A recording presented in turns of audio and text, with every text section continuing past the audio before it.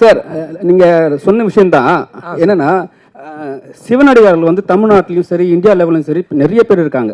சரி, நீங்கள் வந்து பக்தி மூலியமாக நீங்கள் சொல்கிறீங்க அந்த தண்ணி விஷயம், அந்த வாயிலேருந்து எடுத்து தண்ணி கொட்டுறது, அது வந்து அது அபிஷேகம் தான்.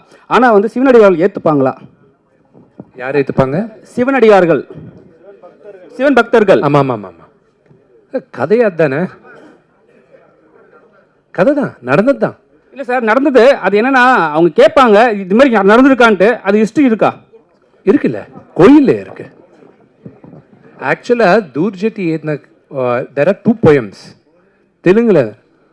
ஒரு வெர்ஷன் ஆஃப் த போயமில் పుక్కటి నీళ్ళు దానిపైన వేశారు, అభిషేకం చేశారన్నా వాయిల తన్ని పోட்டு అని போட்டு அபிஷேகம் பண்ணார்.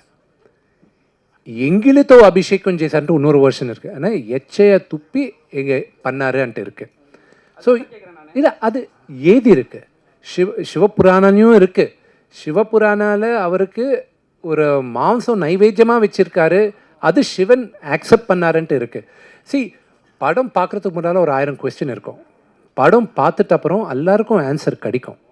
ஸோ அதுதான் இப்போ சென்சாரில் கூட இஷ்யூஸ் இருக்கும்போது படம் பார்த்த அப்புறம் அவங்களுக்கும் இன்னும் கிளாரிட்டி இருக்கும். 100% இருக்குது. அது இல்லைன்னா கதையே இல்லைல்ல.